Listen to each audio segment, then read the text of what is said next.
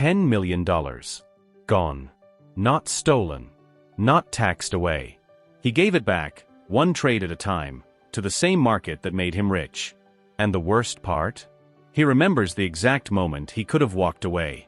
He just didn't. Let's be real, you've thought about it too.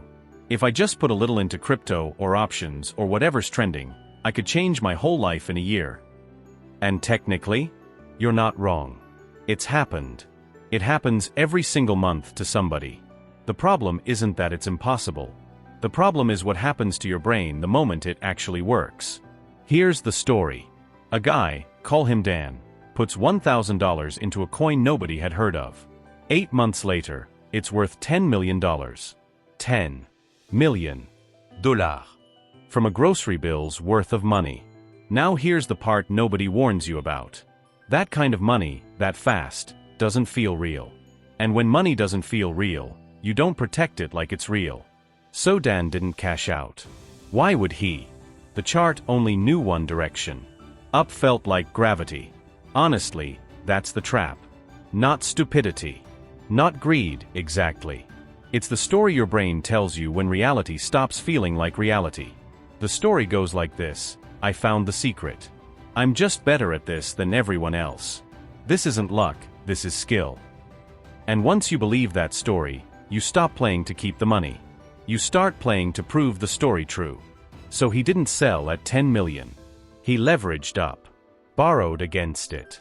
Put more in, because more felt inevitable. Then the market did what markets have done since the beginning of time. It turned. And here's the part that should genuinely scare you: it didn't take 8 months to lose it.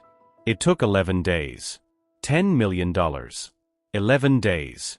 Back to zero. Worse than zero, actually, because of the leverage. Okay. Breathe.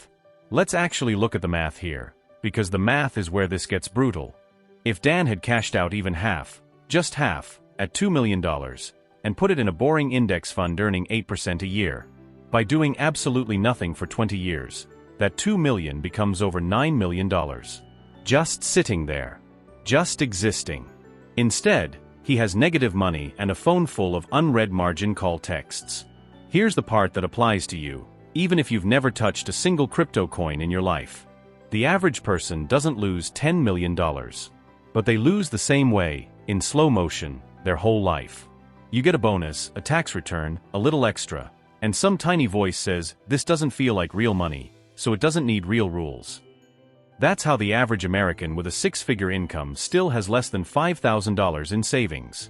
Not because they don't earn enough. Because extra money never gets treated like real money. And here's the gut punch. If that same person had taken just $200 a month, one canceled subscription, one less takeout order, and put it into the market since age 25. By 65, at average market returns, that's over $700,000. From $200 a month. No Lucky coin. No dopamine hit. Just boring, unglamorous consistency. The lottery ticket dream and the boring index fund can lead to the exact same number. 700,000. Pick your version. One almost never survives contact with a human brain. The other one barely requires you to think. So no, this isn't a lecture about crypto being evil. This is about understanding that the second any money stops feeling real to you, that's exactly when you're most likely to lose it. Alright. Here's the actual way you protect yourself, whether you're sitting on $10 or 10 million. Step 1. Before you ever get a windfall, bonus, crypto pump, inheritance, whatever, decide your rules in advance. Write down, if this money doubles, I pull out my original amount. That single rule means you can never actually lose. Worst case, you're playing with a house's money. Best case, you still catch the run. Step 2. Any money that shows up fast and unexpected, treat it like it's already spoken for. Move it somewhere boring within 48 hours. Out of sight kills that's not real feeling before it starts. Step 3. If you ever catch yourself thinking, I'm just better at this than everyone else, stop. That thought isn't confidence. That's the exact moment the story is writing itself, right before the ending you don't want. None of this requires you to be a genius. It requires you to distrust the version of yourself that only shows up when things are going too well.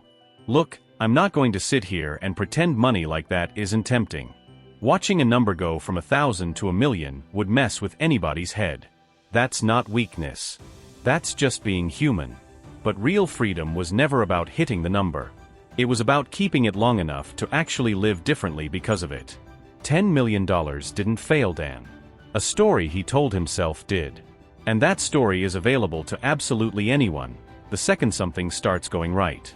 So whatever windfall you're chasing or sitting on right now, small or life-changing, protect it like it's already real.